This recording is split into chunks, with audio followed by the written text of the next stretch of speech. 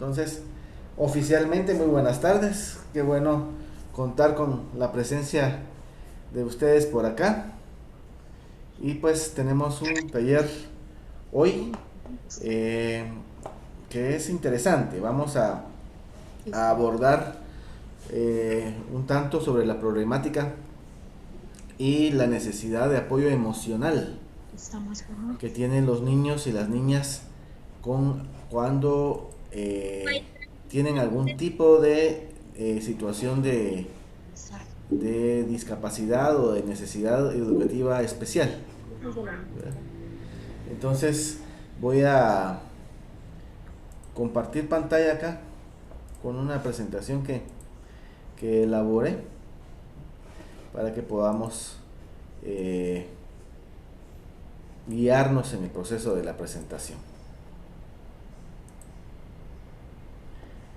Como les decía hace un momento, pues en cualquier momento quien quiera hablar, participar, expresar, compartir, completar, preguntar, cualquier eh, duda, pues con mucho gusto, solo tienen que hablar o levantar la mano y yo voy a chequear quién me está levantando la mano para darle la palabra.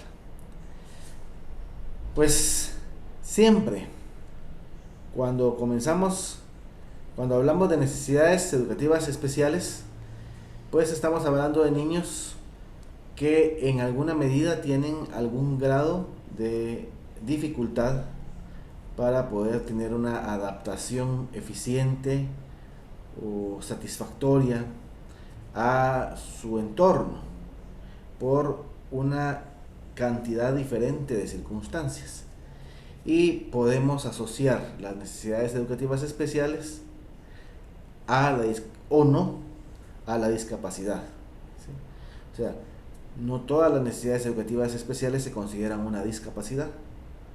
Sin embargo, todas las personas, todos los niños y las niñas que presentan necesidades educativas especiales están limitados de alguna manera para poder tener un buen rendimiento, para tener éxito en su quehacer educativo. Y pues estas limitaciones que los niños y las niñas presentan, pues resulta de que implican muchas veces pérdida de salud emocional. ¿Sí? O sea, las niñas y las niñas que tienen alguna necesidad especial de apoyo, pues sufren, sufren porque no se sienten comprendidos, sufren porque muchas veces hay niños y niñas que no tienen la sensibilidad, la sensibilización para poder interactuar con ellos de acuerdo a las necesidades que presentan. Sufren porque a veces en el aula los docentes pierden la paciencia y les hace falta herramientas para poder incluir de una forma satisfactoria y adecuada a estos niños y niñas en sus aulas o ahora también a través de redes sociales, por el mismo cansancio y el estrés que a veces tenemos los docentes. Y pues también puede que lleguen y que sufran en familia, porque hay una exigencia hacia ellos, porque ellos se dan cuenta de sus limitaciones, porque sus papás no comprenden o todavía no aceptan que tienen algún tipo de necesidad especial y quisieran que fueran diferentes. Y entonces se frustran los papás y frustran a los niños y a las niñas, ¿no? Entonces es una situación en donde definitivamente, además de lo que podamos pensar que un niño necesita o una niña para rendir adecuadamente y adaptarse adecuadamente en un ambiente escolar en cuanto a situaciones puramente de la currícula y en materiales de tipo didáctico y en enfoques universales etcétera, para que su aprendizaje sea satisfactorio, es muy importante también y fundamental y principal trabajar el área emocional de los niños y las niñas, ¿sí? Muchas veces algunas situaciones que tienen que ver con conducta inapropiada de niños que tienen algunas dificultades de adaptación, como por ejemplo que presentan un déficit de atención o un déficit de atención con hiperactividad, y esto lo asociamos a veces a problemas de conducta, pero en realidad el problema de conducta no es característico directo, por ejemplo, de un déficit de atención por hiperactividad, ¿sí? El problema de conducta que estos niños presentan, dado pues la falta de control de impulsos que caracteriza a su necesidad de apoyo, pues resulta que esta falta de control de impulsos, sumado a las experiencias negativas que van teniendo sobre la experiencia educativa y sobre la forma en que la familia y la sociedad maneja su caso, pues terminan entonces provocando una pérdida de autoestima, una pérdida de valor propio, una pérdida de autoeficacia, o sea, ya no se creen que pueden, y empiezan a desarrollar entonces una serie de conductas en contra de la buena comunicación y la interrelación positiva, y se vuelven, por ejemplo, oposicional desafiantes, que está muy asociado a algunas de las situaciones de necesidades educativas especiales y a la discapacidad. O sea, muchas veces se asocia conductas oposicional desafiantes, por ejemplo, a algunas situaciones de problemas de aprendizaje o de trastorno del neurodesarrollo, pero no son tal cual que estén asociadas directamente, sino se está dando esa condición de problema de conducta o de una conducta oposicional o desafiante, o oposicional desafiante, dadas pues las situaciones ambientales que están generando que esta situación se dé. Entonces, el abordaje emocional de los niños con necesidades educativas especiales es fundamental y es prioritario, porque antes de comenzar cualquier intervención de carácter pedagógico, ¿sí?, cualquier intervención también de terapias que estén ligadas a los problemas de aprendizaje o a actividades de rehabilitación, antes de comenzar con ese tipo de procedimientos necesarios, es imprescindible trabajar la conducta y trabajar las emociones de los niños y niñas, porque de lo contrario pues corremos el riesgo también de que no tengan las herramientas internas que les permitan poder aceptar y colaborar en sus procesos de mejora. Pues bueno, entonces siempre cuando hablamos de necesidades educativas especiales, pues lo asociamos con la discapacidad. Aunque, como les decía, no todas las situaciones de necesidad educativa especial son discapacidad. La mayoría de situaciones que están ligadas a una necesidad educativa especial hacen que la persona tenga de algún grado de discapacidad o de logro de metas académicas. Entonces, comienzo pues porque definamos nuevamente, ¿sí? Yo siento que esta definición ya la hemos trabajado, pero que definamos nuevamente el término de discapacidad. ¿Qué es la discapacidad? Porque es importante que tomemos conciencia nosotros sobre esto, ¿no?, sobre la discapacidad y qué es la discapacidad. Y acá nos dice la Organización Mundial de la Salud que la discapacidad es un término genérico que incluye déficit, limitaciones en la actividad y restricciones en la participación, ¿sí? Y que indica los aspectos negativos de la interacción entre un individuo con una condición de salud determinada y sus factores contextuales, o sea, sus factores ambientales y sus factores personales. Y a mí me gusta mucho esta definición de discapacidad, sobre todo por esta segunda parte que está indicada acá, ¿sí? Porque esta definición permite ver a la discapacidad como un ente, como un constructo flexible y cambiante, ¿sí? O sea, una persona puede en este momento del tiempo ser considerada como una persona con discapacidad, pero que en algún momento esa concepción varíe. Eh, porque, por ejemplo, o sea, miremos que hay dos criterios con relación a la discapacidad.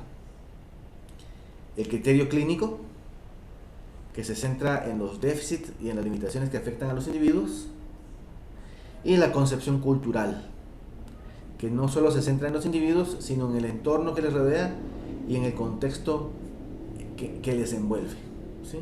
Entonces, acá dicho esto, observamos que la discapacidad no solo depende de la limitación en sí misma, sino de la actitud que el mundo tiene hacia ella. Entonces voy a regresar acá y que observemos a este niño con anteojos, que esto nos va a ayudar a comprender bien esta definición de discapacidad. Este niño con anteojos, que miran en la fotografía. Algo pasa, ¿verdad?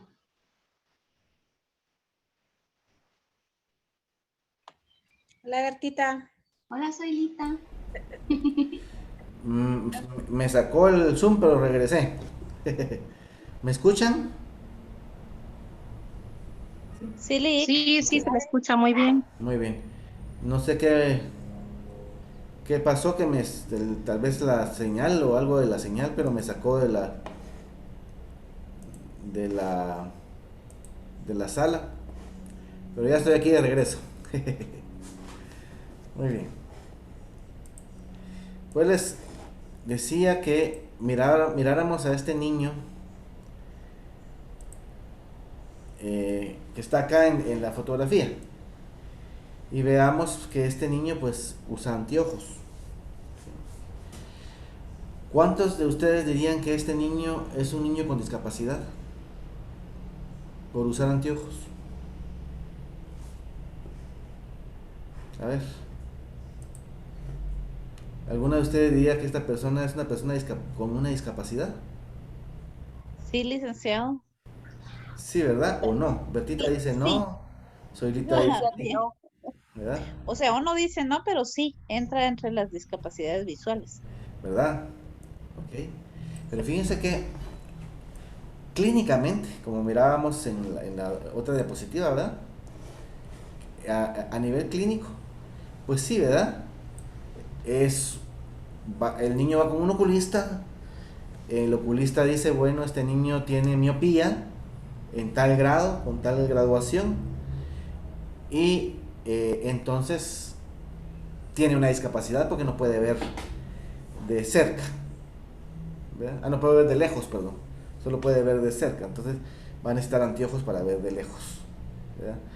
Y entonces hacen sus anteojos, encuentran el recurso adecuado para que el niño pueda ver bien, ¿verdad? Y entonces, como ya tiene anteojos, ya mira bien.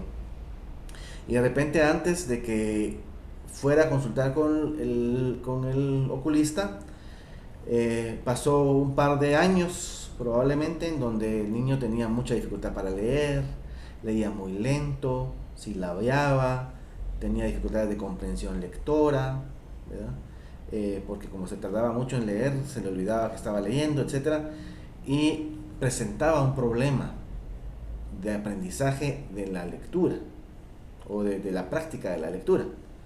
Sin embargo, se encontró el recurso, que fue unos anteojos que normalizaron su campo de visión. Entonces ahora este niño logra en cosa de unas semanas o con la práctica constante alcanzar a su grupo. Y ahora resulta que como ya ve con 20/20 de dioptrías, ¿verdad? Entonces ya logra leer más rápido, lee con más fluidez, ¿verdad? Comprende mejor y alcanzó el nivel de comprensión lectora que el resto de su grupo de niños y niñas presentaba, ¿sí? Y entonces no consideramos al niño con discapacidad. ¿Por qué? Porque está logrando su meta académica. Y es lo que dice aquí, pues que la discapacidad tiene una concepción clínica, ¿sí? En donde el niño con anteojos presenta una discapacidad visual, pero dentro de la concepción cultural, ¿sí? Ese niño no tiene una discapacidad. ¿Por qué? Porque con su recurso de anteojos logra leer, escribir y tener la normalidad intelectual, cognitiva que puede tener cualquier otro niño sin anteojos. Este niño usa anteojos para lograr la meta, este niño no usa anteojos para lograr su meta, pero ambos logran la meta. Y entonces, ¿cuál es la clave acá para poder empezar a desaparecer el concepto de discapacidad? A ver, ¿cuál será la clave que va a permitir que el concepto de discapacidad merme y que cada vez veamos menos niños con discapacidad desde el punto de vista social? O sea, porque aquí miren, acá esto nos encuadra algo interesante, ¿no? Lo que les decía acá. Miren, es una condición, indica los aspectos de interacción entre el individuo y sus factores contextuales. O que quiere decir que sí, el ambiente y la valoración que la persona hace sobre sí misma con relación a su condición de salud, ¿sí? Si esa valoración cambia, entonces la discapacidad varía, ¿sí? Varía la concepción sobre la discapacidad. ¿Sí me doy a entender con eso? O sea, si yo miro a una persona con sordera o con dislexia o con cualquier situación que podamos tener como un proceso de discapacidad o con una discapacidad motora, tiene mucha dificultad para moverse, qué sé yo, perdió movilidad de sus piernas, cualquier situación, ¿sí? Está generando que tenga dificultades y restricciones para poder participar, ¿sí? A nivel académico o a nivel social o a nivel de cualquier situación de su vida. Sin embargo, si a esta persona le damos la atención y los recursos que necesita,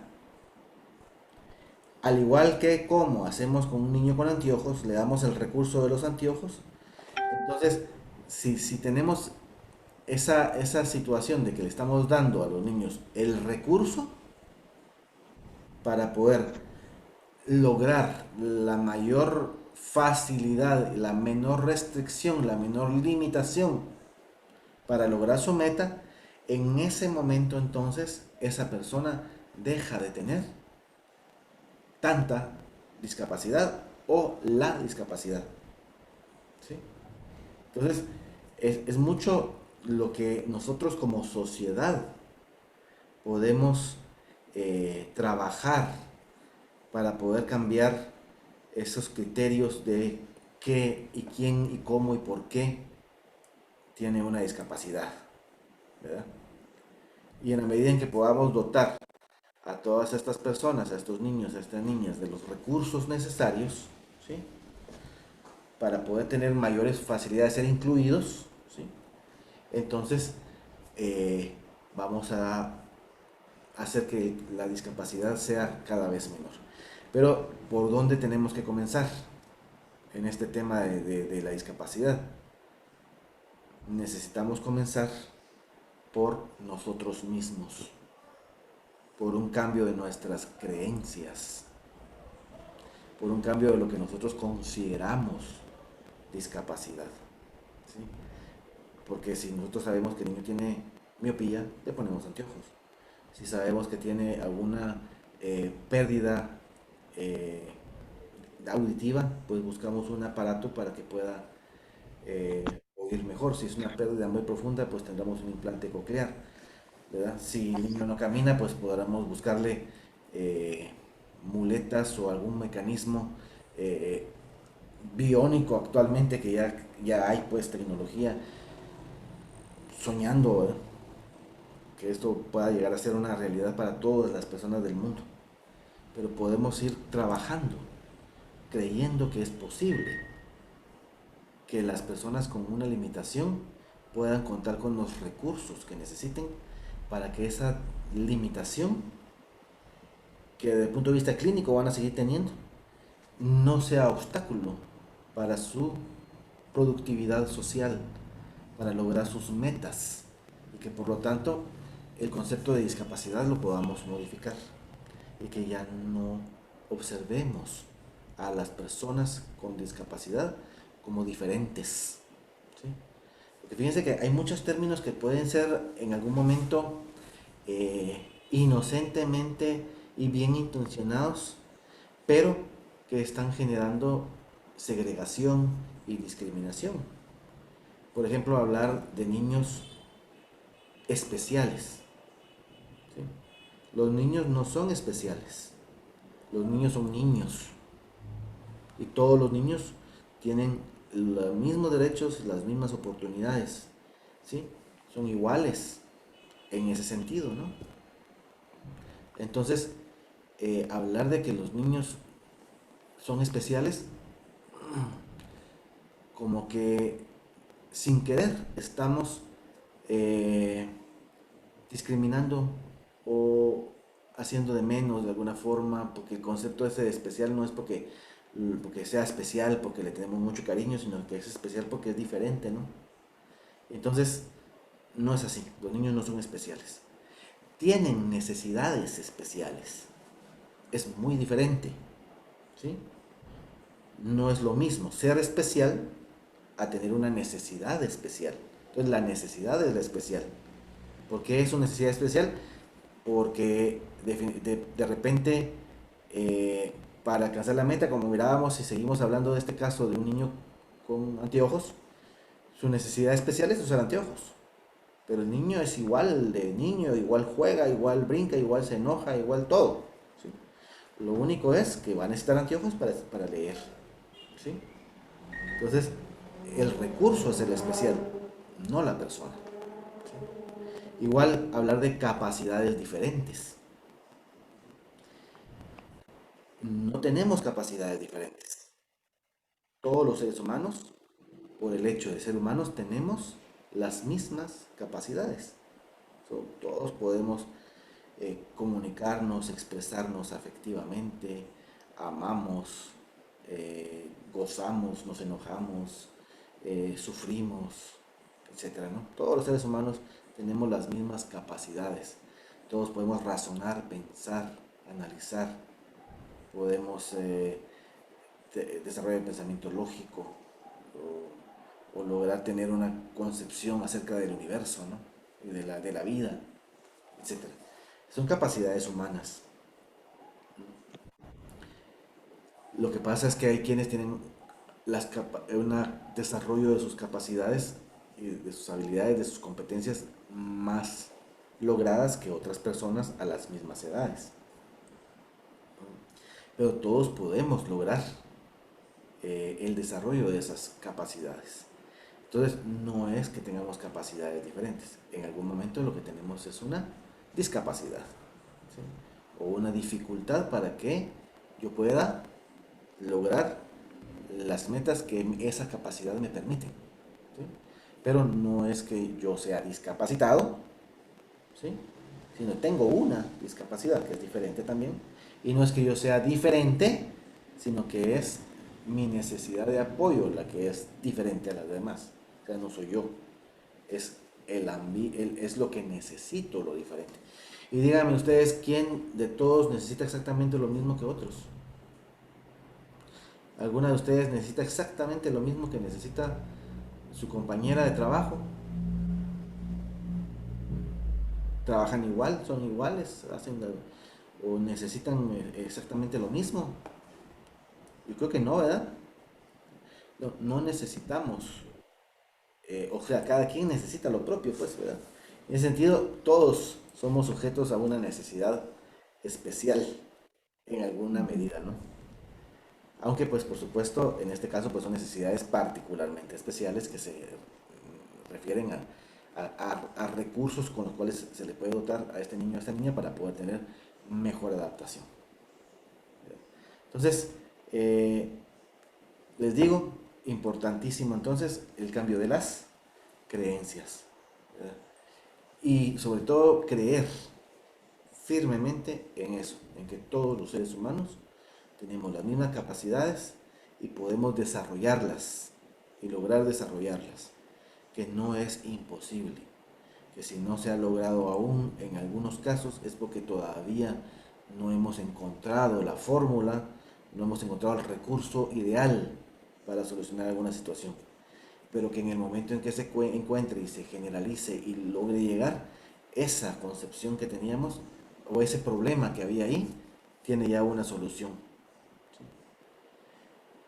Y pues qué bueno que seamos diferentes, porque no somos diferentes en nuestras capacidades, porque todos podemos desarrollar unas capacidades, pero sí somos distintos, ¿no? O sea, todos tenemos una misión distinta que lograr en la vida y no por fuerza todos tenemos que desarrollar las mismas habilidades, las mismas competencias de la misma forma, porque no vamos a vivir con el mismo estilo de vida, ni tenemos la misma misión en la vida. Entonces, por ejemplo, este niño que está por aquí, este mi muchachito, probablemente tenga una discapacidad intelectual, podemos suponerlo. Sin embargo, que tenga una discapacidad intelectual no quiere decir que no pueda llegar a ser un profesional exitoso. Porque en primer lugar, en este momento del tiempo puede tener esa discapacidad, pero si le damos los recursos de estimulación sensorial, de organización motora, de experiencias de aprendizaje mediado, vamos a lograr que este niño vaya ampliando su círculo de potencial de aprendizaje. ¿Sí? Vygotsky nos hablaba de que tenemos una zona próxima del aprendizaje. O sea, hay un aprendizaje logrado y una zona próxima del aprendizaje.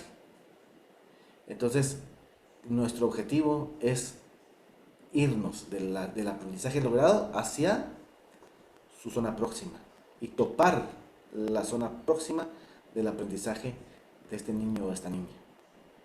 Y lo interesante de topar la zona próxima, o sea, de topar el potencial de aprendizaje de un niño o una niña, es que al momento de llegar a la meta de su potencial de aprendizaje, ese potencial de aprendizaje es ya un aprendizaje logrado y automáticamente aparece una zona próxima más grande. ¿Sí? Y entonces tenemos la nueva meta de seguir trabajando para poder llegar de nuevo a topar una nueva zona próxima. Que cuando llegamos y llegamos a la meta y topamos esa zona próxima, es nuevamente un aprendizaje logrado y aparece nuevamente una zona próxima mayor. ¿Sí? Entonces hay el potencial de aprendizaje de un niño o de una niña van aumentando de acuerdo a las experiencias que socialmente les estamos dando. ¿Sí?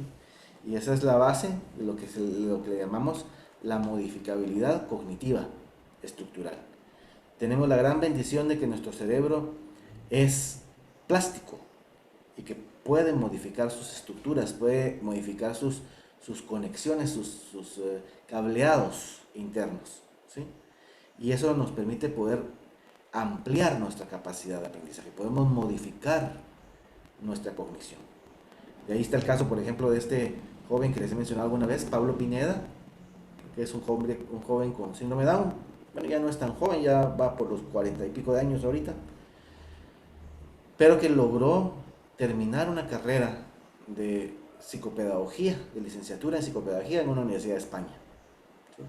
Y si ustedes busquen videos de Pablo Pineda en YouTube y vean un par de videos, y van a darse cuenta de la facilidad con que él puede hablar acerca del aprendizaje, acerca del síndrome de Down, acerca de la discapacidad, ¿verdad? Acerca de una cantidad de situaciones eh, que uno dice, wow, ¿verdad?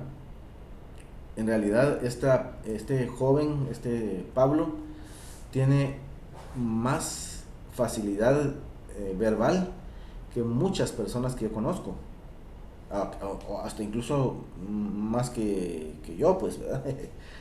O sea, es una persona que tiene mucho desarrollo.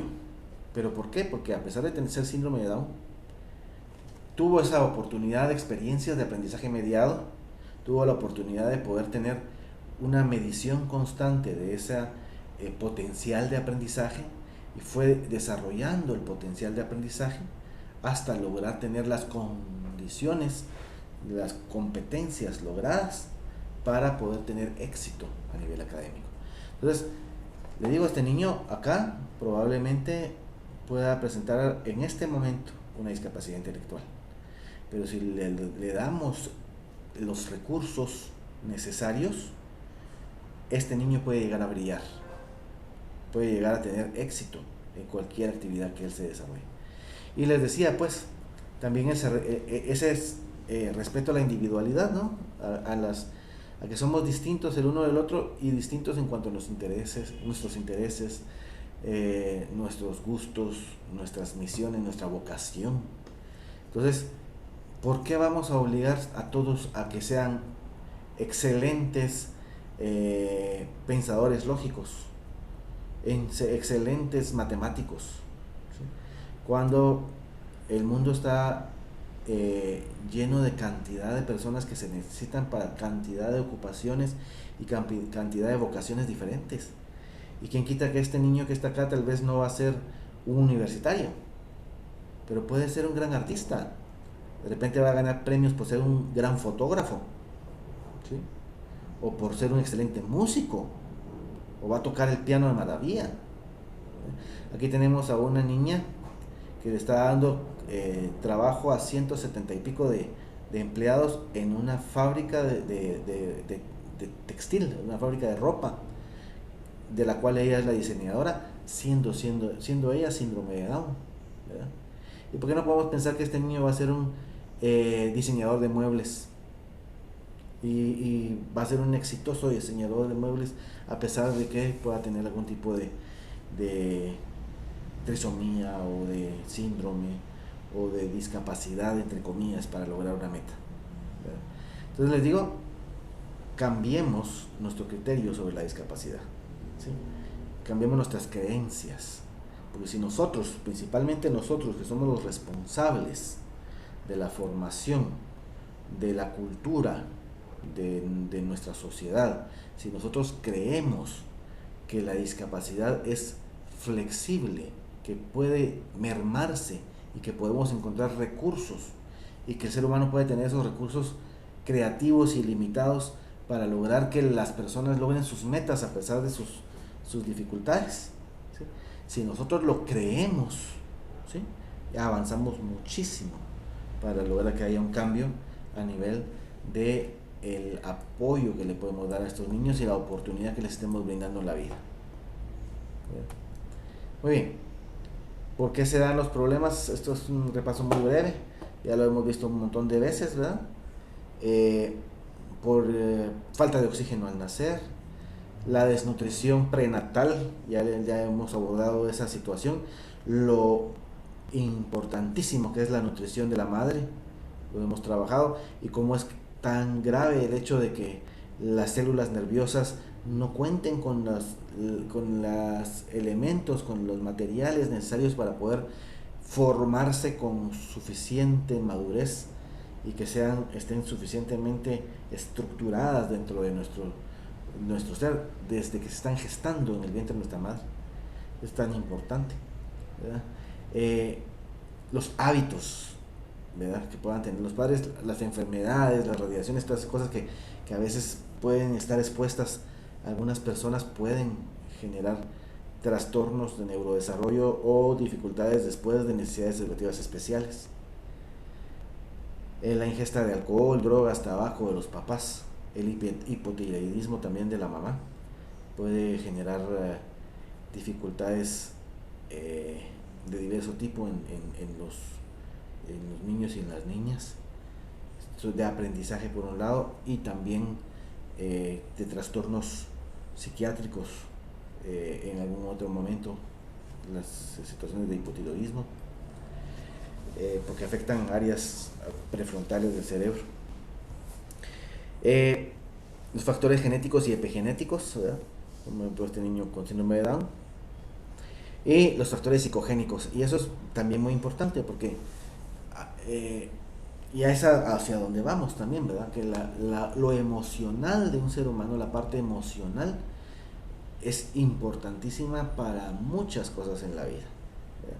Y entonces el estado emocional de la madre va a influir muchísimo en cómo se está estructurando, porque también es asunto de neurotransmisores y de situaciones hormonales que van a afectar al niño en el periodo prenatal, ¿verdad? Y también en los primeros meses y años de vida, pues el estado emocional de la madre va a ser muy importante, y de la familia en general, ¿verdad?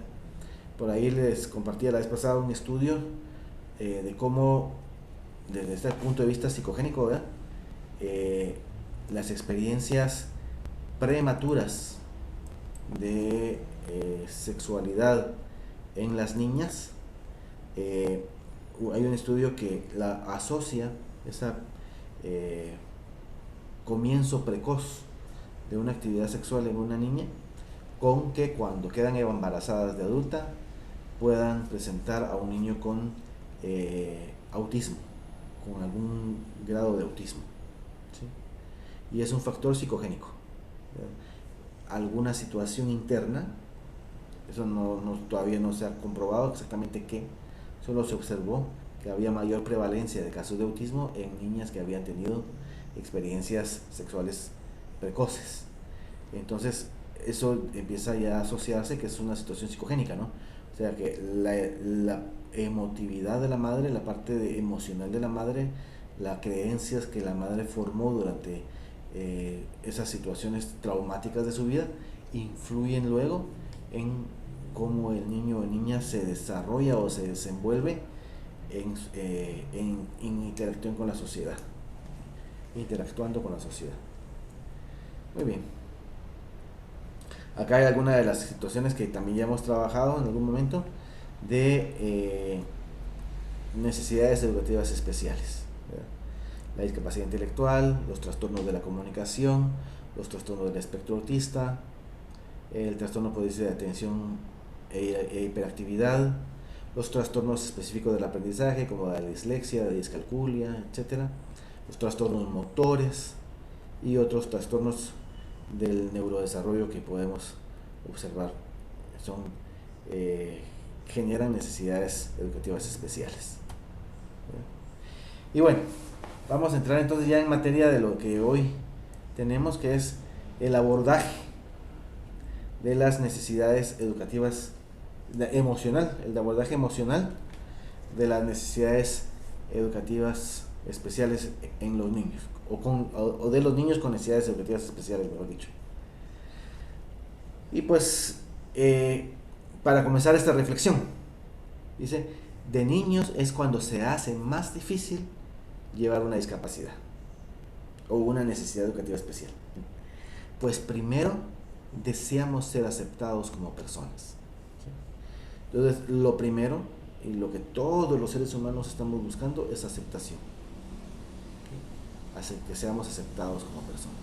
Y entonces el presentar una discapacidad a veces puede impedir que esa aceptación se dé de una forma natural y espontánea, ¿sí? Y eso pues empieza a generar, como les decía, esa mella, ¿verdad? Esa malentendido que va quedando emocionalmente, que después resulta en problemas de adaptación y de conducta. ¿Hay alguna pregunta hasta ahorita? ¿Algún comentario? No he visto el chat, voy a mirar el chat para ver cómo estamos. ¿Sí? A ver, antes de que continuemos acá, y voy a dejar la presentación un momentito para que podamos vernos las caras un poquito. Dice, bueno, buenas tardes, dice Huawei, no sé quién será Huawei. Dice Bertita, brindar las oportunidades de desarrollo según sus necesidades. Es muy importante, ¿no? Sí. Que los niños puedan tener, de acuerdo a su necesidad, una oportunidad que apoye, que logre nivelar o equilibrar aquello que necesita, ¿verdad? Darlene dice que es un gusto estar en este espacio de aprendizaje. Y Jennifer dice excelente aclaración, solo que no sé a cuál era la aclaración que se dio, ¿verdad? Pero qué bueno. ¿Alguna pregunta, alguna duda que tengamos antes de continuar con la presentación? ¿Sí? Licenciado, perdone, ¿nos podría dar un ejemplo de aprendizaje mediado? Porque estoy un poquito fuera de contexto. Ok, muy bien. El aprendizaje mediado es una técnica de tipo pedagógica, ¿sí? En donde, bueno, vamos a ver si puedo poner acá, voy a hacer mi pizarrita aquí para ver si puedo ponerles aquí una explicación de qué es. Digamos que acá está nuestro organismo, ¿no? O sea, nuestro cerebro con todas sus, ¿verdad? Y este cerebro capta o percibe todo lo que está en su mundo, en el mundo exterior, ¿no? Por medio de los sentidos, ¿no? Los sentidos.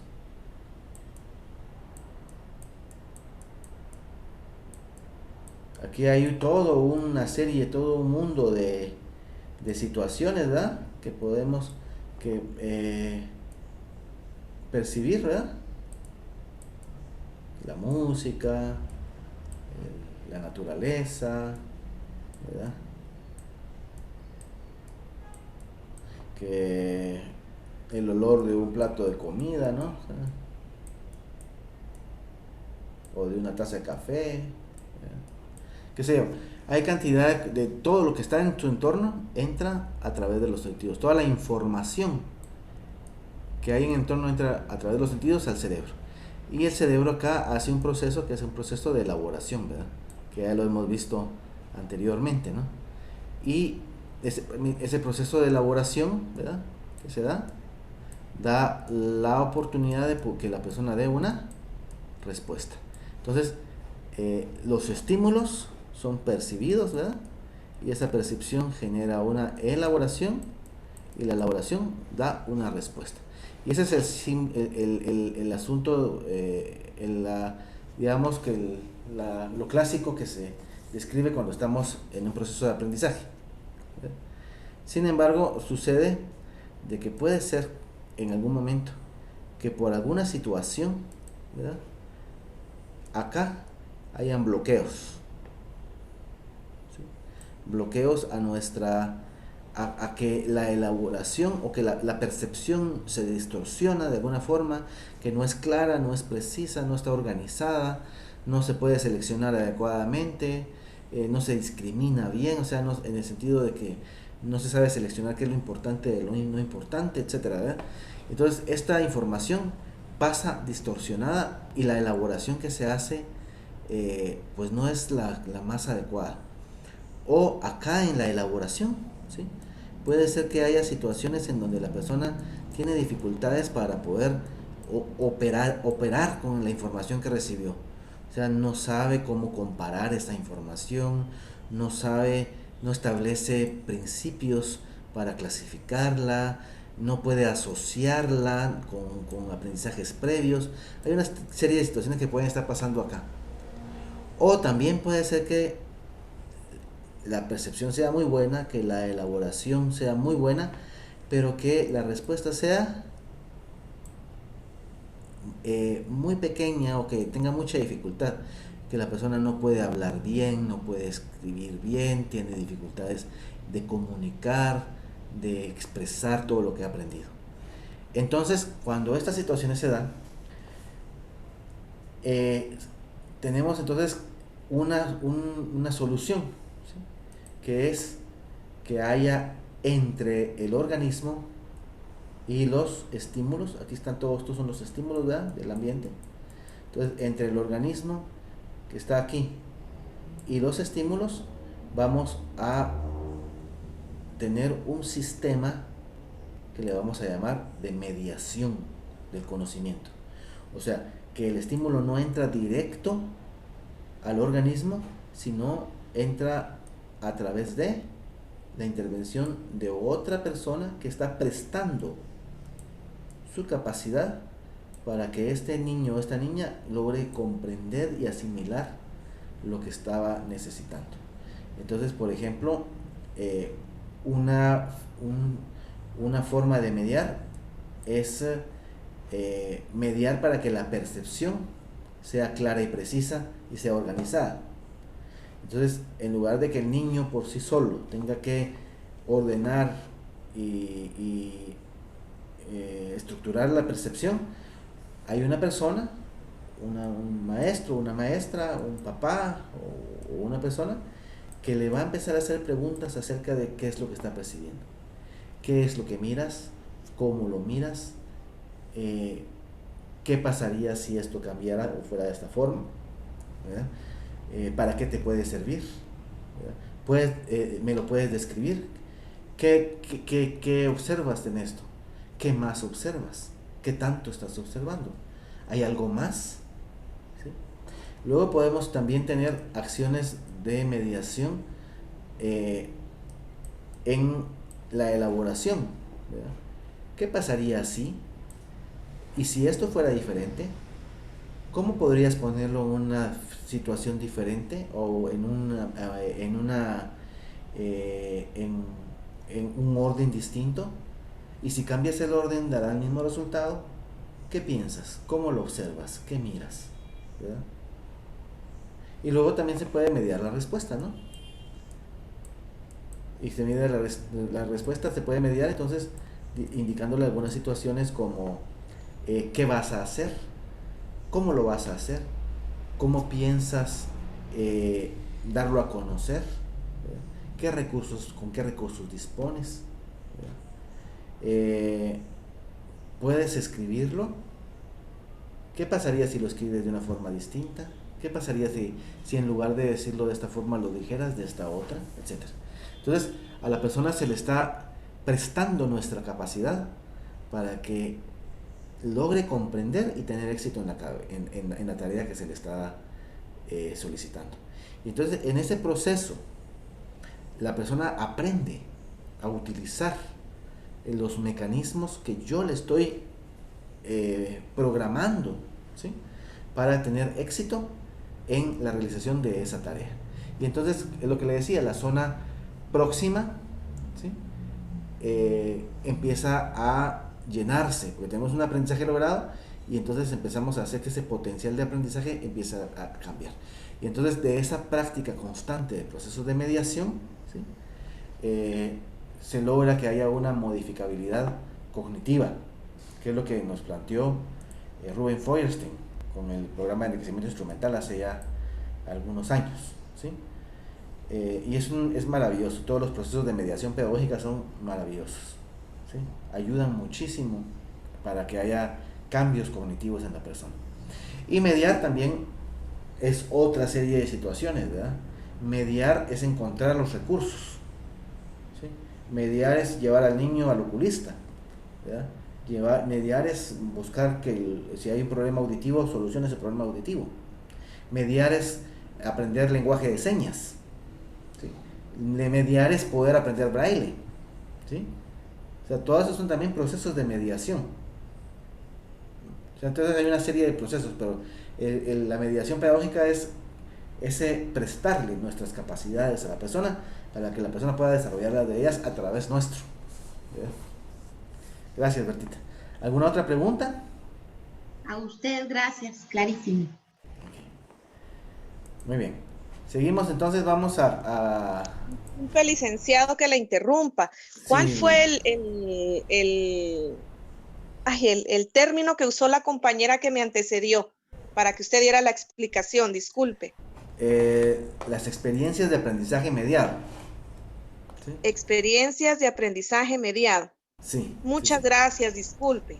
Sí, y lo pueden buscar ahí en internet, hay bastante información sobre experiencias de aprendizaje mediado o mediación pedagógica, ¿sí? Aunque mediación pedagógica es un poquito más limitado directamente al ámbito profesor-alumno, y la experiencia de aprendizaje mediado es muchísimo más amplia, ¿no? Tiene más, es más global, ¿verdad? Una experiencia de aprendizaje mediado. Pero en sí es no exponer a una persona con una dificultad directamente al ambiente, sino estar en medio, ¿sí? Entre la persona y el ambiente, para lograr que la persona logre el beneficio y que logre tener éxito en la meta que se le está desarrollando, a pesar de que tenga alguna limitación o que no lo pudiera lograr si se le expusiera directamente, y se le enseña cómo hacerlo. Ya después, poco a poco él va aprendiendo a hacerlo ya directamente, y llega un momento en donde ya no necesita la mediación porque ya puede exponerse al ambiente por él solo, y va a tener las estrategias de pensamiento y las estrategias necesarias para lograr la meta que se esté proponiendo. Muy bien, seguimos entonces con la presentación, si no hay alguna otra duda, ¿no? Bueno, al final de cuentas compartir sus dudas es más valioso que lo que yo pueda tener aquí planificado, ¿verdad? Porque esto podemos seguirlo dando en cualquier momento, pero las dudas son del momento. Muy bien, sigamos entonces acá. Entonces, ¿qué problemas puede tener este niño? O sea, la necesidad primero de ser aceptados, ¿verdad? Entonces, ¿qué acciones podemos llevar a cabo? ¿Qué es importante? ¿Qué acciones son necesarias llevar a cabo con un niño que tiene algún tipo de discapacidad o que tiene una necesidad educativa especial? ¿Sí? Un aspecto muy importante con niños con necesidades educativas especiales es preocuparnos por el desarrollo de una autoestima alta. ¿Sí?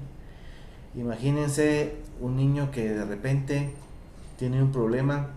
Yo ahorita estuve estos días de viaje, anduve por Champerico toda la semana pasada en un proyecto precisamente de inclusión educativa, y resulta de que había un joven que tuvo un accidente en cuestiones agrícolas y perdió una mano, y esa situación hizo de que él ya no quisiera, en primer lugar se negó a seguir un proceso de aprendizaje, ya no quiso continuar, un patojito de educación básica, ¿no? Ya no quiso continuar estudiando, sentía de que si su mano no valía nada, que no tenía, que ya no iba a ser igualmente aceptado, que ya no iba a poder jugar igual, que ya no podía tener la misma aceptación que podía tener con sus dos manos para muchas actividades, e incluso, según me contaron, llegó a querer atentar contra su vida porque se sentía desamparado por haber perdido su mano. Y eso es un caso, ¿verdad? Y yo creo que podríamos, cada quien que tenemos tanta experiencia en esto, contar casos en donde los niños de una forma u otra, al estar lastimados por las situaciones del entorno y de la vida, bajan su sensación interna de poder. Empiezan a sentir enojo contra ellos mismos, empiezan a sentir que no pueden, que son incapaces de solventar alguna situación, que tienen desventaja con relación a los demás, y eso los lastima mucho. Entonces, el apoyar la autoestima de los niños y de las niñas es fundamental, ¿verdad? ¿Y cómo? Pues dándoles oportunidad de que tengan éxito en las cosas que puedan hacer y brindarles los recursos para que puedan tener ese éxito, y poco a poco dándoles experiencias cada vez más exigentes, pero empezar por aquellas mínimas en las cuales sabemos que la persona puede tener éxito, y de ahí empezar el proceso de apoyo a que se dé cuenta y valore todo lo que pueda tener, ¿sí? Que valore todos sus logros primero, y no tanto sus dificultades, ¿no? Y luego, sabiendo y reconociendo toda la capacidad que tiene para lograr, ¿sí? Entonces también que acepte las limitaciones que pueda tener, como un proceso no de sentirse mal por ellas, sino que las acepta y comienza entonces a cooperar con un proceso de mejoría y de solución. Entonces, autoestima es muy importante. Otra estrategia importantísima es que los niños tengan los mecanismos de protección y las habilidades, las estrategias para poder enfrentarse a situaciones en que los demás se porten con algún grado de incomprensión. O sea, el niño con alguna discapacidad o necesidad educativa especial necesita aprender a ser tolerante ante lo que los demás puedan decir o hacer, porque otros niños, otras niñas en realidad si no están sensibilizados, si nadie les ha hablado acerca de inclusión educativa o niños con necesidades educativas especiales, probablemente no es porque sean malos, ¿verdad?, sino simplemente porque son ignorantes, ¿verdad? Van a lastimar en algún momento sin querer a un niño con alguna situación particular de apoyo, ¿verdad? Y entonces ayudar a los niños a que puedan enfrentar estas situaciones y que puedan reaccionar de una forma positiva ante estas situaciones es importante. Darle los recursos, darle las herramientas para que aprendan a ser tolerantes y aprendan a defenderse y aprendan a expresarse y aprendan a poner a los demás en su lugar de una forma amable, ¿sí? Que es algo que es importante hacerlo y que se logra muy bien cuando el niño tiene ya conciencia y si tiene una buena autoestima también. Luego también es importante que nosotros los adultos o las personas que estemos a cargo de niños con necesidades educativas especiales, pues apoyemos o tengamos estrategias que le ayuden a que pueda resolver sus problemas, ¿verdad? Pero sin llegar a la autoprotección, o sea, sin llegar a sobreproteger a este niño o a esta niña, porque si uno sobreprotege a un niño o una niña con una necesidad educativa especial, lo estamos ya enmarcando en un cuadro del cual no va a salir, porque se acomoda o empieza ya a sentir que él no puede solo, o etcétera, ¿no? Y en esas cosas son cosas que a veces nos pasan frecuentemente. Por ejemplo, tenemos un niño que no se puede amarrar los zapatos, ¿sí? Pues definitivamente necesitamos amarrarle los zapatos mientras aprende a amarrarse los zapatos, pero no vamos a amarrarle los zapatos siempre, porque si le estamos amarrando los zapatos siempre, se acomoda y después él va a sentir que él no puede amarrarse los zapatos y va a sufrir porque no se amarra los zapatos, y cuando esté expuesto a situaciones donde él tenga que amarrarse los zapatos no va a poder hacerlo, ¿verdad?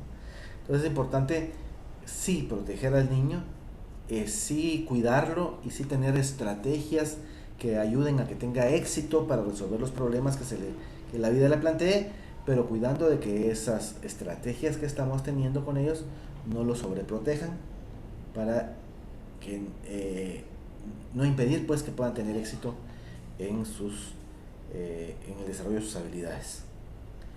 Y un punto muy importante a desarrollar en niños con necesidades educativas especiales es la resiliencia.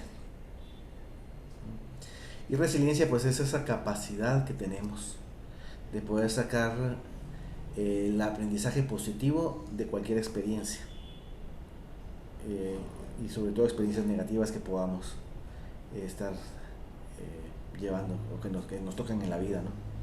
Entonces el aceptar la experiencia, el trabajar la experiencia, el darnos cuenta de que esa experiencia pues fue negativa, tuvo mucho dolor, todo lo que pudo haber tenido, pero aprendí a ser una mejor persona, aprendí a tener más estrategias para poder sobrevivir, aprendí a cosas que otra persona que no ha tenido esa experiencia, o enfoques de la vida, o visiones de la vida, una madurez que personas que no han tenido alguna experiencia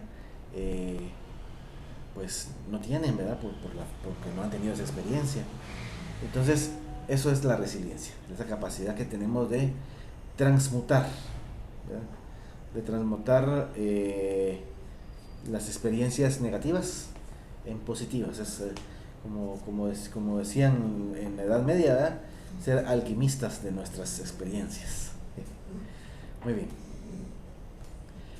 Otro aspecto importante dentro del manejo emocional de los niños con discapacidad o con necesidades educativas especiales es que el niño tiene derecho a conocer cuál es el origen de aquello que le está afectando, y que le está afectando en todas las áreas de la vida. Y en la medida de lo posible, pues es importante en poder informarlo, o sea, tiene derecho a ser informado, ¿sí? Y si las condiciones se dan, pues es necesario e importante hacerlo. ¿Por qué? Porque una persona que sabe de su condición, por ejemplo, si tenemos un niño Asperger, por ejemplo, un niño autista, y él sabe que tiene características que lo hacen tener una condición neurológica diferente, y que por lo tanto es un niño con un síndrome que le llamamos Asperger, eso le ayuda a poder también tener herramientas para comunicarse con otras personas, para que otras personas lo puedan comprender mejor, ¿sí? Para poder adaptarse mejor a los grupos y para colaborar con sus procesos de apoyo, ¿sí? Si ustedes oyeran hablar, por ejemplo, a Pablo Pineda acerca de lo que es ser síndrome Down, y él dice, yo soy síndrome Down, pero eso no me hace anormal, sí soy diferente, como todo en la vida es diferente. Miren, uno se queda, wow, ¿verdad? Pero él sabe que es ser síndrome Down, ¿verdad? Y hay otro niño que está saliendo en un programa de televisión de caricaturas, que también tiene algunas cuestiones sobre Asperger, ¿verdad? Y la visión del niño sobre sí mismo y sobre lo que implica no tener la misma o tener mayor sensibilidad en algunos de sus sentidos, etcétera. Toda esa visión ayuda a que el niño pueda tener mayor comprensión de sí mismo y mejor adaptación al medio, ¿verdad? Entonces, este conocimiento le permitirá entender un poco mejor el comportamiento que no puede controlar, y también posibilitará que tome conciencia de ello y pueda hacer frente a los síntomas de un modo más responsable y colaborador. Muy bien, si hay dudas, recuerden, cualquiera puede decir Luis Francisco y levantar la mano y poder platicar. Muy bien. ¿Estamos claros hasta el momento? Comentario, licenciado. Sí, Carly. Viera que tengo una compañera maestra también de párvulos. Sí. Y me comentaba ella de que ella tiene su niña, bueno, ya tiene 20 años, pero ella desde pequeñita, su niña dice que el esposo le decía, estaban en la mesa y la niña necesitaba un cubierto o algo, nunca dejó que la niña se levantara. Le decía a la mamá, pasáselo, pobrecita. Y mire que dice ella que hasta ahora se da cuenta que le hizo un gran daño a su hija, porque nunca la dejaron valerse por sí misma y ahora ya tiene 20 años. Le lleva al baño y ella puede movilizarse muy bien sus manos, ¿verdad? En silla de ruedas. pero la tiene que bañar y si ella no la baña, la niña no se baña. Entonces ella me dice, ¿y qué voy a hacer? ¿Cómo puedo ahora retroceder eso? ¿Cómo la puedo ayudar? Y es única hija. Y ella está con eso, Pero pero le digo, no, tiene que buscar ayuda, ¿verdad? pero esta niña tiene alguna Ya, condición ya es una señorita, tiene 20 años. pero tiene alguna necesidad especial de apoyo esta niña, esa De señorita, apoyo, o sea, no, tiene alguna discapacidad o no algo, estoy enterada. ¿no? Sí, tiene una discapacidad, sí, no sé exactamente qué es, pero la niña no puede, habla un poco, se le entiende poco y no puede caminar. Ya. Ajá, pero dice ella que le entiende todo lo que ella le dice. Sí, pues. Ajá. Pues bueno, pues Es el, eh, y la importancia que dice usted de que los niños reconocer lo que tienen, decirles de qué padecen, ¿verdad? Y cómo poderlos ayudar. sí, y sobre todo pues también las estrategias estas que a veces necesitamos tener para poder ayudarlos a que logren sus metas, ¿verdad? Porque sí necesita apoyo para lograr metas, sin embargo, no hacer aquello que ellos sean capaces de hacer. Y eso puede ser revertible en cualquier momento. O sea, tal vez lo que hay que hacer es pasar por el rato colorado, ¿no? De, de dejar que la misma niña comience a hacer las cosas que tiene necesidad de aprender a hacer. Y hay algunos programas que se pueden tener para eso, ¿no? O sea, puede haber alguna, por ejemplo, se puede hacer un análisis conductual aplicado, o sea, de la nena, de la señorita, y poder entonces establecer qué cosas se necesita que ella pueda empezar a hacer por ella misma, evaluar bien, por supuesto, sobre sus capacidades desarrolladas y poder saber exactamente en qué punto está de lo que es necesario apoyarla y qué puede ella hacer sola, ¿sí? Y luego pues hacer un programa de apoyo conductual, ¿sí? En donde pueden haber diferentes recursos para lograrlo, ¿no? De motivación, de estímulos, etcétera, que se pueden manejar, de exposición a consecuencias también en algún momento, ¿verdad? ¿Qué pasaría si ella lo puede hacer y no lo hace por ella sola, ¿verdad? Y en algún momento entonces podemos empezar a hacer algún tipo de condición con relación al logro de algunas metas, etcétera. Entonces sí se puede trabajar, sí se puede hacer cambios, ¿verdad? El asunto es que de repente necesitaría tener el apoyo de una persona profesional, de una psicóloga o de un psicólogo, ¿no? Que pudiera hacer ese análisis conductual y con base en ese análisis conductual y una evaluación de cómo está la situación real del caso, comenzar a trabajar algunas técnicas, algunos procedimientos conductuales, ¿sí? Y sí se puede lograr que logre tener mayor independencia, porque a la larga lo importante es que en la medida de lo posible esta señorita logre la mayor independencia posible, por su propio beneficio y por el beneficio de sus papás. Porque si no va a tener papás, que pasa muchas veces con niños ya que van creciendo y que los niños tienen alguna discapacidad y resulta que los papás terminan siendo, sufriendo de cierto grado de esclavitud, ¿sí? Porque de repente no se preocuparon por establecer ciertos límites y establecer ciertas conductas y ciertas habilidades y desarrollar ciertas habilidades en los niños para que pudieran ser más independientes, ¿verdad? Pero sí se corrige. Digamos que hay que estudiar el caso y cada caso tendrá una intervención diferente, pero sí es posible que pueda haber cambios ahí, ¿verdad? Muy bien, gracias Carlos. Gracias. Seguimos entonces acá. Les decía pues que los niños tienen derecho a su discapacidad. Y luego acá miremos, vamos a entrar entonces ya a un siguiente aspecto que es directamente el abordaje emocional de estos niños, digamos en el aula, pero digamos que no en el aula, porque ahorita no estamos hablando de aula, sino estamos hablando de ambientes educativos, ¿no? Porque en casa, a través de una plataforma digital, pues es un ambiente educativo, ¿verdad? O asesorando a los papás a distancia, o cuando se les da la reflexión se les manda la guía de trabajo, y pues ahí está el ambiente educativo. Pero ¿qué es importantísimo para poder apoyar los procesos emocionales de los niños con alguna necesidad educativa especial?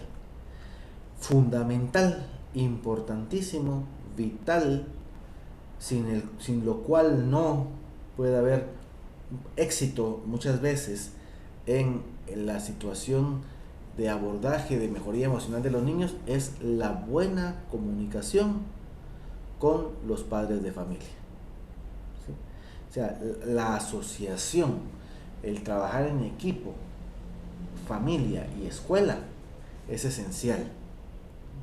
Cuando se desvincula la familia de la escuela, siempre va a haber más de alguna situación en el que el niño rebota y en el cual las situaciones emocionales no pueden trabajarse de una forma fluida y eficiente. Entonces, un punto importante siempre va a ser apoyar la buena comunicación con los padres de familia. Y entonces es buscar formas en que nosotros, los educadores, podamos ponernos en los zapatos de los papás, ¿verdad? Porque créanme que es una situación muy dura, muy difícil para una mamá y también para un papá, el tener a un niño que tiene una necesidad educativa especial o una discapacidad. Es bien complicado. Entonces, uno como docente, como educador, necesitas lograr esa empatía, ¿sí? Por ejemplo, ayer atendí a una familia, y esta familia, el papá es incrédulo con situaciones de psicología, según me decía la mamá, que tenía mucha pena y quería que el señor hablara conmigo primero porque si no el proceso no iba a funcionar con un niño autista. Y pues los escuché y escuché todo lo que me tenían que decir y sobre los enojos que el señor tiene y todo lo que... Y entonces después ya cuando ya estábamos terminando me dijo, mire, con usted hablo, me dijo, con usted sí hablo, porque siento pues que se sintió comprendido, se sintió identificado, o sea, se desarrolló una situación de empatía, porque venían de algún otro profesional que les había dado como una lista de tips y de cuestiones que ellos tenían que cambiar, sin de repente haber considerado entrarle desde su realidad, ¿no? Porque se decía que mire, lo que nos estaba pidiendo la psicóloga era tal y tal y tal cosa y tal otra, pero es que eso no lo podíamos hacer y no es real. Además sentíamos que no era lo suficientemente para la edad de nuestro hijo y una serie de cuestiones, ¿verdad? Yo digo, bueno, pues yo solo los escuché, yo no juzgo a nadie ni nada, ¿verdad? Tampoco hice ningún comentario sobre lo que me estaban diciendo, pero sí entrar a comprender lo que ellos estaban sintiendo, el dolor que están viviendo por lo que pasan. Y entonces eso abre mucho la comunicación. Entonces, como docentes, como educadores, pues es bien importante eso, ¿verdad? Que entremos en comunicación con la familia, con papá, con mamá, y que los escuchemos, que nos identifiquemos, que los comprendamos, ¿sí? Porque es el primer paso para que podamos apoyar efectivamente la parte emocional de los niños, que al final de cuentas es la más importante, ¿sí? Porque un niño podrá tener mucho conocimiento de muchísimas cosas, que si emocionalmente no está estable, de nada le va a servir que sepa mucha matemática, ¿verdad? Entonces, comunicación con los papás. Entonces, 4 aspectos que nos van a facilitar tener una buena comunicación con los papás, ¿sí? El abordaje, ¿sí? Que nosotros, dice acá, permite enfocar las interacciones entre familia y el educador. El desarrollo y aprendizaje del niño ocurren tanto dentro como fuera de la escuela. La relación positiva y mensajes congruentes entre ambos contextos facilita el desarrollo del niño. Entonces, cuidemos nuestro lenguaje, cuidemos qué comunicamos, cómo lo comunicamos, por qué medio lo comunicamos, ¿sí? A un papá o una mamá con un niño que tiene alguna necesidad educativa especial o discapacidad,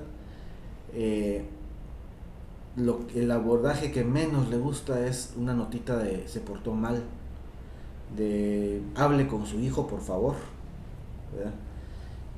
Mire, su niño hizo tal cosa, por favor háblele. Ese tipo de lenguajes y comunicaciones rompe la comunicación con los papás. Entonces hay que tener una forma más empática, ¿verdad? Y averiguar un poquito más qué está sucediendo, para poder informar, y mejor si informamos presencialmente o viéndonos a través de Zoom, puede ser, ¿verdad? Pero viéndonos, más que por una nota, que la nota no tiene la connotación de lo que la persona quiere expresar con su mirada, con su expresión facial, ¿no? Que ayuda mucho en ese abordaje. Otro aspecto que necesitamos cuidar para que la asociación entre familia y escuela se dé bien es la actitud. Revela los valores y percepciones sobre las necesidades de la relación familia-escuela, viéndola como una asociación esencial en lugar de solo deseable. O sea, si nosotros tenemos una actitud positiva, proactiva, si nuestra actitud es de apertura hacia el padre de familia, de que se sienten apoyados, pues la comunicación va a ser mucho más fácil. Cuidar la atmósfera, ¿no? El clima que se esté dando entre los profesores y los padres de familia.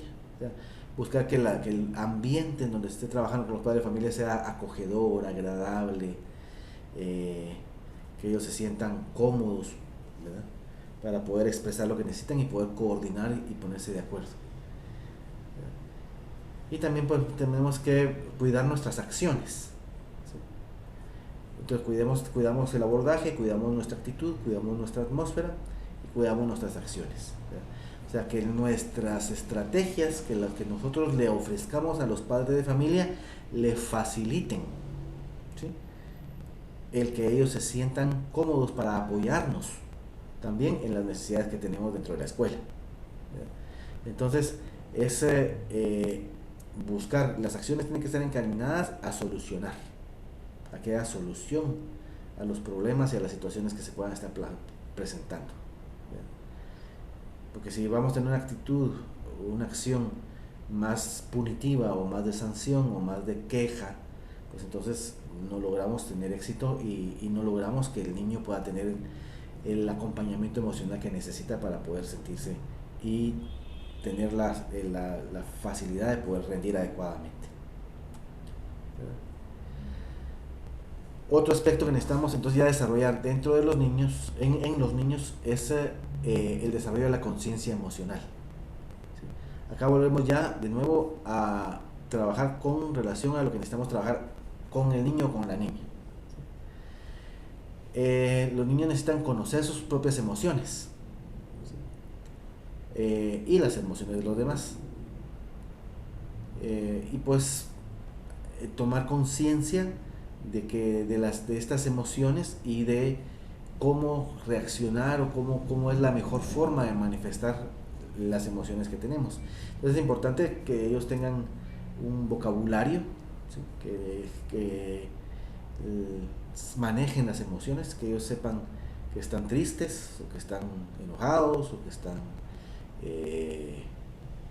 alegres o cualquier otra emoción, porque hay una serie de emociones y para eso pues se puede utilizar uno, pues que haya ese compartir. ¿Cómo te sientes? Me siento como qué. ¿Y qué nombre le pondrías a ese como qué? Bueno, yo le pondría tal nombre. Bueno, pero lo que estás diciendo podemos llamarlo así, pero vamos a buscar cuál es el nombre correcto que podemos darle. Y entonces empezar a buscar definir su emoción. Porque si los niños no saben definir su emoción, les va a costar mucho identificarla. Entonces no van a saber estrategias para poder actuar con ella. Entonces, desarrollar la conciencia emocional es muy importante. Con niños no verbales, pues podemos utilizar pictogramas, ¿verdad? Caritas alegres, carita triste, una serie de indicaciones de lo que puede estar pasando a nivel de una interacción entre dos personas en una situación emocional, ¿verdad? Hay varios métodos pictográficos que pueden apoyar el trabajo con niños no verbales.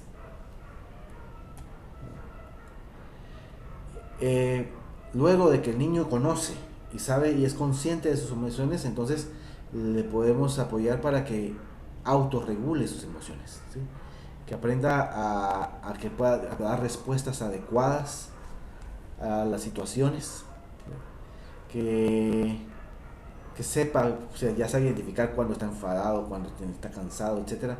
Entonces podemos ayudarlos a que defina estrategias para afrontar la situación que está viviendo. Una puede ser la relajación, como dice acá, ¿verdad?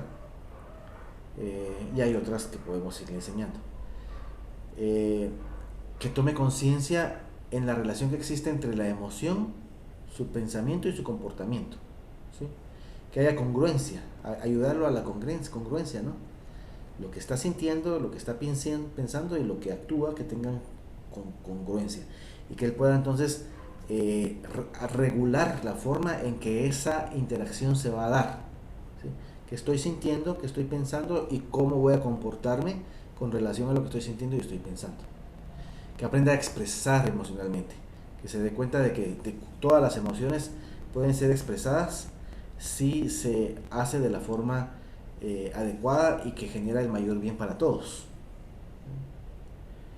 Hay que enseñarle algunas habilidades de afrontamiento como la paciencia, la relajación, la asertividad, etc. Y pues a ayudarlo a que genere emociones positivas, a que le mire, como decíamos en la resiliencia, ¿verdad? A que mire la experiencia positiva a pesar de cualquier situación que se esté dando. La autorregulación emocional es un segundo paso importante en el trabajo de niños con necesidades educativas especiales para la mejoría emocional. Entonces tenemos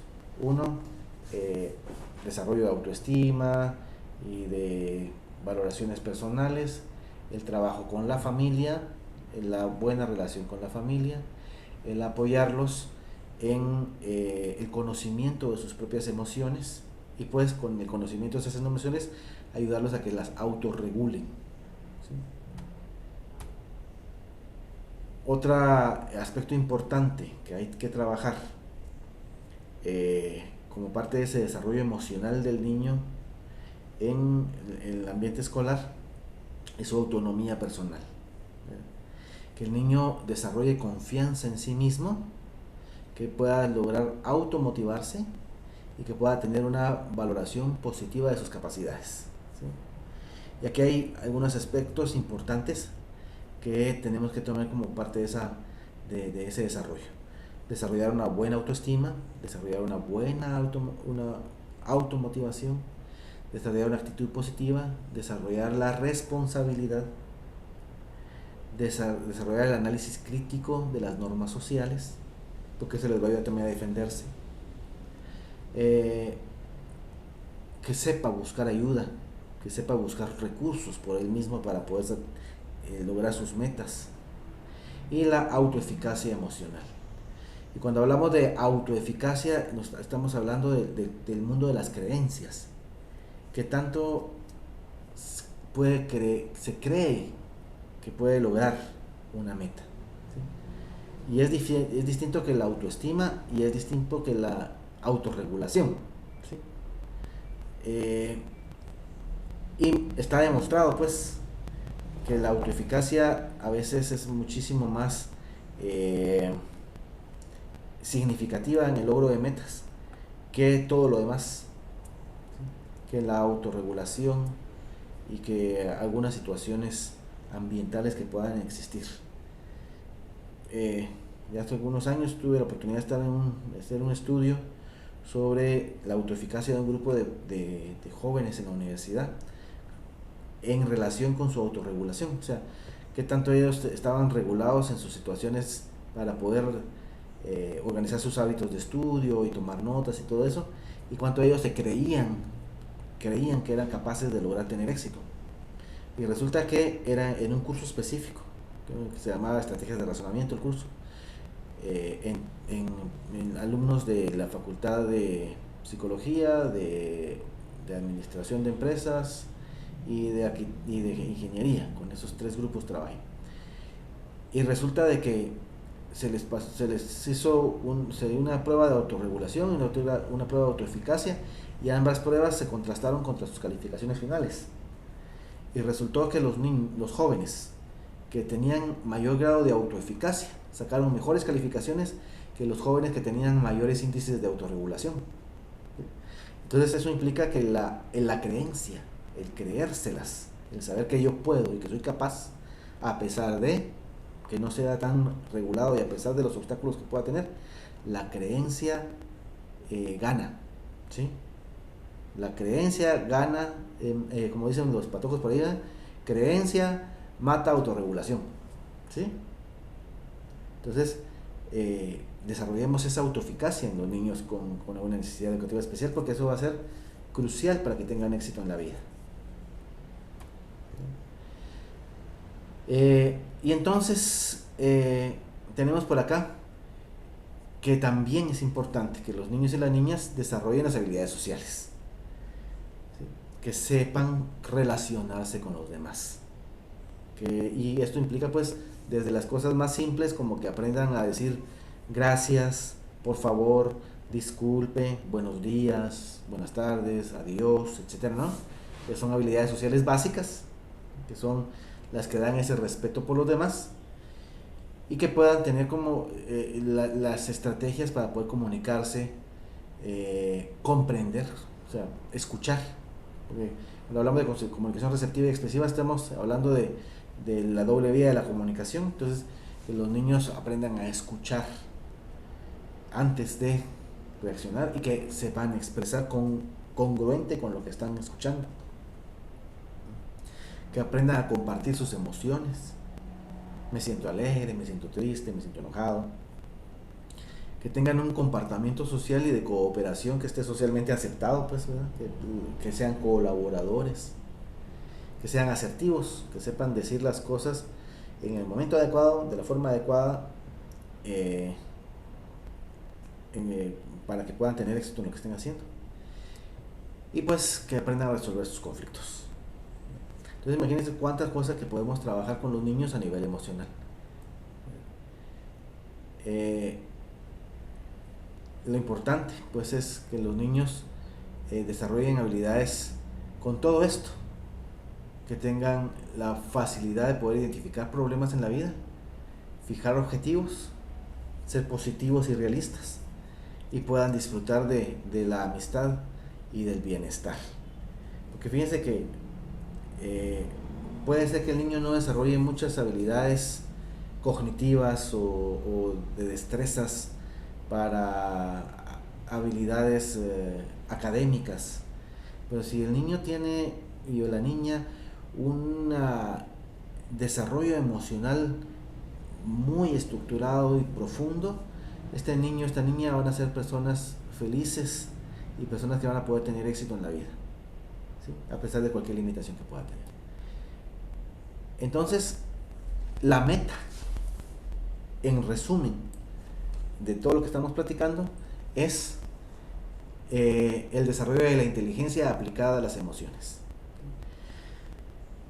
En lo particular, a mí me hace ruido, de veras, cuando oigo hablar de inteligencia emocional, ¿sí? En lo particular, y eso es un criterio muy mío, yo no comparto el criterio de la inteligencia emocional, porque las emociones por sí no pertenecen al grupo ni tiene las características de inteligencia, o sea, es un mundo completamente aparte, ¿sí? Que la inteligencia. Por eso me hace ruido el término inteligencia emocional. Es a mí. Respeto, por supuesto, otras posturas y otros criterios, y lo podemos compartir y podemos en algún momento discutirlo también. Pero sí, definitivamente lo que sí pasa no es el desarrollo de la inteligencia emocional, porque eso como me choca un poquito en la concepción de lo que es inteligencia y lo que son emociones, que son dos mundos distintos, ¿sí? Pero sí podemos hacer el concepto de aplicar la inteligencia, ¿sí? De todo ese mundo de organización de mi inteligencia a las emociones, ¿sí? Entonces yo prefiero hablar no de inteligencia emocional, sino de inteligencia aplicada a las emociones. ¿Verdad? Que alguien me podría decir, pero eso es lo mismo. Sí, pero no. Porque una cosa es mi inteligencia, aplicarla a mis emociones, y otra cosa es que mis emociones sean inteligentes, ¿sí? Y las emociones no son inteligentes. Las emociones son emociones, son energía pura, energía desbordada, es impulso nato. Eso no es inteligente, ¿sí? O sea, entonces no puede haber una inteligencia emocional o una emoción inteligente. Eso no puede existir, según mi criterio. Es mi criterio personal.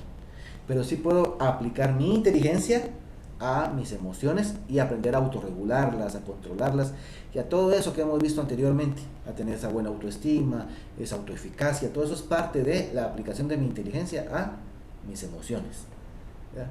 Entonces, ¿qué vamos a lograr al final de cuentas con todo este proceso que mencionamos anteriormente? Vamos a lograr que tengamos a un niño o una niña socialmente equilibrado, que sea más extrovertido en sus relaciones, que desarrolle pensamientos positivos sobre el entorno, que sea feliz, que se preocupe por los demás de forma constructiva, que asuma responsabilidades y se plantee retos, que muestre comprensión por los demás y que se sienta satisfecha o satisfecho consigo mismo o consigo misma. Y en esa base, cualquier intervención terapéutica o cualquier programa de adecuación curricular o cualquier estrategia de recursos que queramos proponer para que este niño pueda tener más éxito en el mundo escolar, pues con esta base va a tener muchísimo más éxito. Si el niño no está preparado emocionalmente, podemos tener la mejor adecuación curricular del mundo, podemos tener los mejores recursos inclusivos que podamos proporcionarle, ¿no? Podemos tener las mejores terapias de apoyo para mejorar su organización sensorial o visual, auditiva, motora, todo lo que queramos, ¿sí? Pero si emocionalmente el niño no está preparado, va a haber un obstáculo para que pueda tener éxito todo lo demás.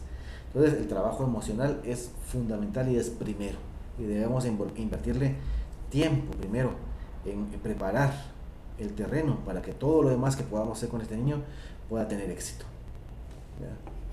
Pues muy bien, voy a dejar de compartir pantalla, ¿ya? Aquí tengo ya concluida la presentación y pues podemos entrar en preguntas y respuestas o en comentarios o aclaraciones, o alguien también puede decir: Luis Francisco, yo no estoy de acuerdo con, porque yo siento esto, ¿verdad? Y por favor, también nadie es dueño de la verdad, ¿verdad? Y todos podemos crecer y enriquecernos con los criterios de los demás, ¿verdad? A ver, por favor, por acá en el chat alguien escribió algo. Teresita dice, Teresa Yela: me parece muy interesante tu explicación con respecto al término de inteligencia emocional. Lo mejora mucho el de inteligencia aplicada a las emociones. Muchas gracias. Ok, gracias Teresita, a ti. Yo digo, es un criterio personal. Porque sí, cuando yo he leído de inteligencia emocional, sí siento que como que son dos mundos distintos, porque las emociones no son inteligentes. O sea, no podemos medir un coeficiente intelectual emocional. ¿Cómo? ¿Sí? ¿Cómo medimos eso? Entonces las emociones no son las inteligentes, sino que es la inteligencia, que es la misma inteligencia. O sea, la inteligencia es una aplicada a diferentes situaciones, ¿no? O sea, inteligencia aplicada al arte, inteligencia aplicada al mundo social, inteligencia aplicada al mundo lógico, matemático. Pues también tenemos una inteligencia aplicada a las emociones. Es mi criterio, lo que yo siento, pues, ¿ya? Cuando hablamos de inteligencias múltiples, pues sí, ahí sí aplica inteligencias múltiples, porque las habilidades sí se pueden organizar y medir, ¿ya? En funciones, digamos, medirlas dentro de rangos. Las emociones no se pueden medir de esa forma. Dice: ¿qué opinas de recomendar trabajar con un programa para desarrollar funciones ejecutivas ¿qué opinas sobre recomendar trabajar un programa para desarrollar funciones ejecutivas hacia nuestros alumnos con discapacidad, cuando son impulsos fallan en su trabajo por eso? Sí, el desarrollo de las funciones ejecutivas es importantísimo, ¿sí? Pero igualmente, bueno, el control emocional es una función ejecutiva. Y cuando ya estamos hablando del desarrollo emocional de la persona, pues ya estamos hablando del desarrollo de una de sus funciones ejecutivas, que es la función ejecutiva de control de impulsos y de control emocional, ¿verdad? Las funciones ejecutivas se van desarrollando paulatinamente, porque se espera que ya una persona tenga desarrolladas el conjunto de funciones cognitivas al entrar ya en la adolescencia tardía, ya después de los 14 años, ¿sí? 14, 15 años, ya se espera que ya haya un desarrollo de funciones ejecutivas. Antes que eso, pues, es parte del proceso, ¿sí? Es lo que tenemos que hacer, irle dando todas esas secuencias de habilidades a lo largo de cada uno de sus años escolares, que le van formando la capacidad de tener mayor organización, mayor control de impulsos, que pueda discriminar dentro de entre lo que es relevante de lo que es irrelevante, el que pueda saber cómo iniciar una tarea. Todo eso se lo vamos enseñando, ¿sí? Podemos decir que hay una persona con dificultades en el desarrollo de sus funciones ejecutivas prefrontales hasta después de que cumpla 14 años.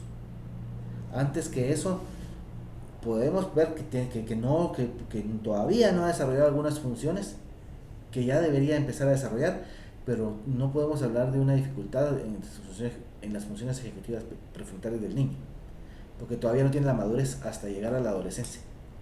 Entonces, toda la intervención que hagamos para que el niño sea más organizado, más ordenado, que pueda poner más atención, que se centre en una tarea, que sepa discriminar entre estímulos que son útiles o no, el que pueda planificar, el que pueda iniciar una tarea, el que aprenda a controlar impulso, a controlar emociones, etcétera. Todo eso que estemos haciendo es un proceso que le está formando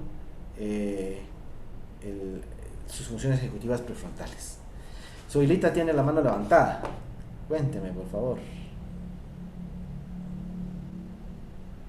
Una de las bases que pienso que es la primordial, como usted dice, es el apoyarnos con los padres de familia. Le estoy hablando de hace como 10 años. Yo tuve un niño con discapacidad intelectual. Este niño, cuando llegó a la escuela, el niño llegó con pañales. El niño no podía ir al baño y el niño tenía ya 7 años. Pero pasa lo que decía la compañera que habló anteriormente, ¿verdad? Que los padres de familia los sobreprotegen demasiado y no les dan la oportunidad que ellos se desarrollen. Los niños tienen la capacidad de hacerlo, media vez los papás no lo sobreprotegen. Entonces, una de las partes que nosotros tenemos que trabajar en las escuelas, tal vez a nuestro regreso o no sé cómo va a ser el otro año, va a ser primero trabajar con los padres de familia, ¿verdad? Orientarlos principalmente a ellos, ¿verdad? Para cómo trabajar con ellos, ¿verdad? Para así que darles la orientación necesaria, porque los niños tienen la capacidad de hacerlo. Solo es cuestión de orientarlos, ¿verdad? Sí, no, importantísimo. Y tal vez no solamente al regreso, bueno, ahorita ya estamos en vacaciones, a ver cómo es el año entrante en realidad, pero sí creo que es importante hacerlo siempre. Y ahora en este tiempo que hubo de pandemia, creo que hubo una buena oportunidad de interactuar con los papás, ¿verdad? Con mayor fluidez y de poder lograr que haya esa empatía, ¿verdad? O desarrollar esa empatía. Fue una muy buena oportunidad, ¿verdad? Bastante buena, pero sí es muy necesario trabajar con los padres de familia, porque hay otro caso también con otro niño con discapacidad intelectual, que el padre de familia sacó al niño de la escuela, no le dio el respaldo necesario, estuvo 2 años en la escuela y el niño ahorita está trabajando de ayudante de albañil. Pues lo que le interesaba al papá era el dinero, pues ver cómo explotaba al niño, y ahí lo tiene trabajando. Y también la necesidad a veces de la familia, ¿verdad? Y más ahora que hubo tanta situación de parálisis económica, hay muchos casos, sobre todo en el interior de la República, fue una realidad, bastante abrumadora la deserción escolar, ¿verdad? Fíjate que hubo comunidades, ahora que anduve por ahí, en donde lamentablemente por falta de posibilidad los niños no recibieron clase. Imagínense área rural en donde no hay ni siquiera electricidad a veces o agua potable, una serie de situaciones tan especiales en esos lugares, y donde el maestro no tenía acceso porque los papás no tienen un teléfono celular, o hay un teléfono o dos teléfonos en la comunidad en donde no, o sea, no todos tienen teléfonos inteligentes, ¿verdad? Como para poder estar mandando WhatsApps, para poder mandar tareas o tanta cosa, ¿verdad? Y tal vez era un teléfono en el que tenía que el maestro comunicarse para poder que esta persona, esta madre de familia, este OPF, pudiera comunicarse con otras mamás para poder dar alguna tarea. Entonces se volvió una situación muy complicada. Entonces, ¿qué pasó? Que los niños no recibieron ningún apoyo académico desde abril, mayo, junio, y a mediados de año los papás decidieron, mirar, hasta aquí. Y como ya viene el tiempo de cosecha y viene el tiempo de negocio y de todo lo que tenga que hacerse en familia, ¿verdad? Pues ni modo que los niños tienen que participar mejor en el ambiente laboral, a continuar en una situación que de todas maneras no estaban disfrutando de alguna forma, ¿verdad? Entonces fue una situación muy complicada, ¿verdad? Acá tal vez en la capital hubo menos como más posibilidad de llegar y de hacer, ¿verdad? Pero en algunas comunidades sí fue muy difícil, ¿verdad? Pues bueno, ¿cómo estamos? Comentarios, dudas, sugerencias. Gracias, Oilita. ¿Alguien más que esté por ahí con alguna duda? ¿No? ¿Estuvo claro el taller que dimos, que platicamos hoy? Bueno, entonces yo les pregunto a ustedes. Qué bueno. Entonces yo les pregunto a ustedes, ¿verdad? Está Jenny. Bueno, Huawei Y7 es la licenciada Eugenia, supongo que es Jenny, ¿verdad? Eugenia Tavarini, ¿verdad? Dice, ¿subirá la grabación de YouTube? Sí, Teresita, sí, espero subirla lo más pronto posible. De ahora, pues como no tengo que editar mucho porque fue bastante clara la transmisión, ¿verdad? Entonces tal vez solo voy a tener que editar en el momento en que me sacó el Zoom. Entonces ya mañana probablemente ya lo tenemos subido. Dice, muchas gracias. Cabal, dice Jenny. Gracias, Lick, una excelente capacitación. Gracias por compartir. Bueno, entonces yo les hago una pregunta. A ver, ¿quién me quiere contestar? ¿Con qué se va hoy y qué va a aplicar? Buenas noches. ¿Qué tal, Lida? Buenas noches. Con el término experiencia de aprendizaje mediado. Qué bien. ¿Verdad? Muy buen término, el cual nos va a ayudar mucho a ver eso, ¿verdad? No exponer a los niños, sino al contrario, ser nosotros los mediadores entre la situación que está pasando el niño y lo que realmente tiene que hacer el niño, ¿verdad? Para que su proceso pues siga adelante y no se detenga.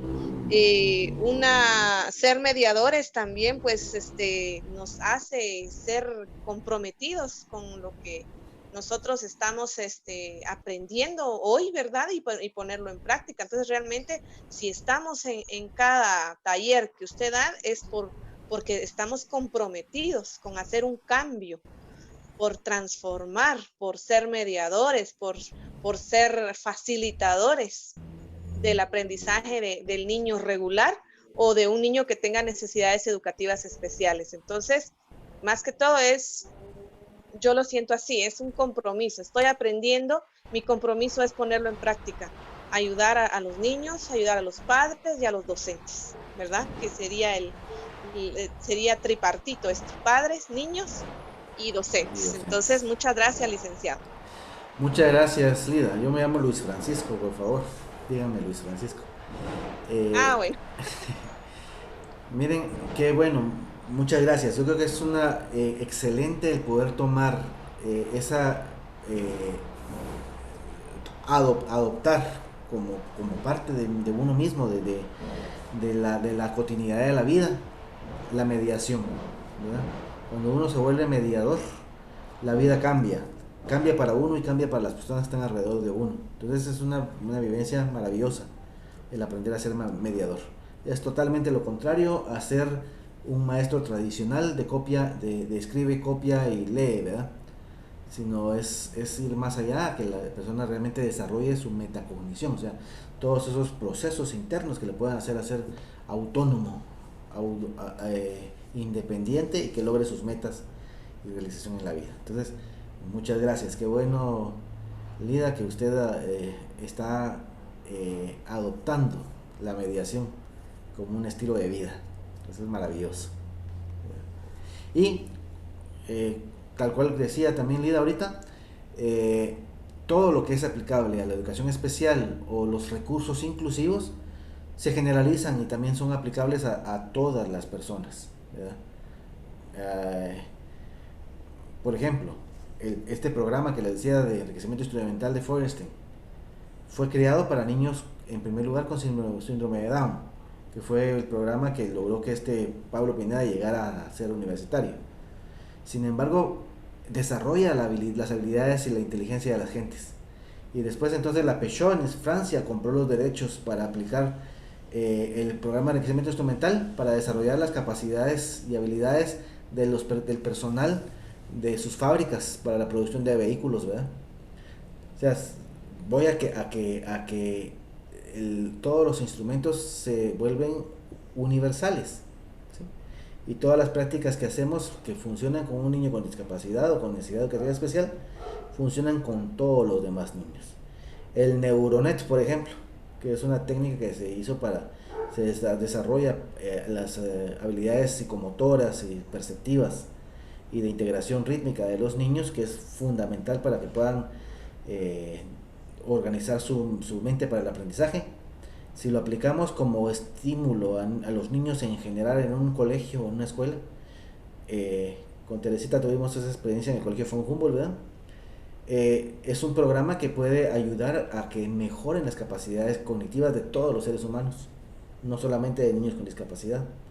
Entonces, todos los recursos que vayamos teniendo y creando para un grupo de niños que tiene una necesidad específica, al generalizarlos le hacen un beneficio a toda la humanidad, ¿verdad? Entonces, sigamos en ese proceso de preocuparnos por los niños con discapacidad, porque así también estamos evolucionando todos, estamos creciendo todos, ¿verdad?